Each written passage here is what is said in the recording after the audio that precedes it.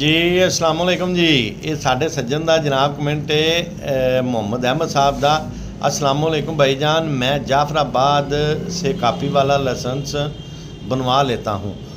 इधर पंजाब में मुझे अपने ज़िले के डीसी ऑफिस में उसकी एंट्री करवानी पड़ेगी। एंट्री करवानी ज़रूरी है, इस बारे में थोड़ा गाइड कर दें। अच्छा भाई, ये ਜਿਹੜਾ एंट्री है ना मुख्तलिफ ਜ਼ਿਲ੍ਹਿਆਂ ਦੇ ਵਿੱਚ ਮੁਖਤਲਿਫ ਸੂਰਤ ਹਾਲ ਹੈ। ਜਿਹੜੇ ਸਾਡੇ ਵਾਲੀ ਸਾਈਡ ਤੇ ਲਾਹੌਰ ਦੇ ਨਾਲ ਇੱਥੇ ਕਿਸੇ ਕਿਸਮ ਦੀ ਕੋਈ ਐਂਟਰੀ ਨਹੀਂ ਹੈਗੀ। ਤੁਸੀਂ ਲਾਇਸੈਂਸ ਬਣਵਾਉਣਾ ਹੈ, ਲਾਇਸੈਂਸ ਬਣਵਾ ਕੇ ਉਸ ਤੋਂ ਬਾਅਦ ਤੁਸੀਂ ਉਹਨੂੰ ਡਾਕਖਾਨੇ ਦੇ ਵਿੱਚ ਅੰਦਰਾਜ ਕਰਾਉਣਾ। ਜਿਲੇ ਨਵਾਂ ਲਾਇਸੈਂਸ ਬਣਦਾ ਸੀ ਨਾ ਪਹਿਲੇ ਕਾਪੀ ਵਾਲਾ ਪੰਜਾਬ ਤੋਂ, ਉਹਦਾ ਤਰੀਕਾਕਾਰ ਇਹੀ ਹੁੰਦਾ ਸੀ। ਪਹਿਲੇ ਲਾਇਸੈਂਸ ਬਣਦਾ ਸੀ, ਉਸ ਤੋਂ ਬਾਅਦ ਤੁਸੀਂ ਡਾਕਖਾਨੇ ਜਾਂਦੇ ਸੀ, ਉਹਨੂੰ ਜਾ ਕੇ ਟਿਕਟ ਲਗਾ ਲੈਂਦੇ ਸੀ, ਅੰਦਰਾਜ ਕਰਾ ਦਿੰਦੇ ਸੀ। ਹੁਣ ਉੱਧਰ ਵੀ ਐਵੇਂ ਹੀ ਹੁੰਦਾ ਪਿਆ ਕਿ ਪਹਿਲੇ ਉੱਧਰੋਂ ਨਵਾਂ ਲਾਇਸੈਂਸ ਨਿਕਲੇਗਾ, ਉਸ ਤੋਂ ਬਾਅਦ ਤੁਸੀਂ ਜਿਹੜਾ ਨਾ ਉਹਨੂੰ ਡਾਕਖਾਨੇ ਦੇ ਵਿੱਚ ਅੰਦਰਾਜ ਕਰਾਓਗੇ।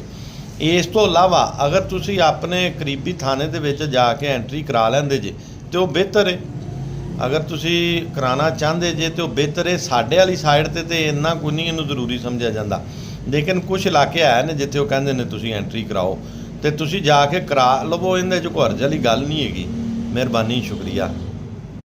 ਉੱਤੇ ਇੱਕ ਛੋਟੀ ਜਿਹੀ ਮੈਂ ਰਿਕੁਐਸਟ ਕਰਨਾ ਚਾਹੁੰਦਾ, ਬਾਇਓ ਦੇ ਵਿੱਚ ਸਾਡੀ ਵੈਬਸਾਈਟ ਦਾ ਲਿੰਕ ਹੈ, ਉਹਨੂੰ ਲਾਜ਼ਮੀ ਜਾ ਕੇ ਵਿਜ਼ਿਟ ਕਰੋ। ਮਿਹਰਬਾਨੀ, ਸ਼ੁਕਰੀਆ।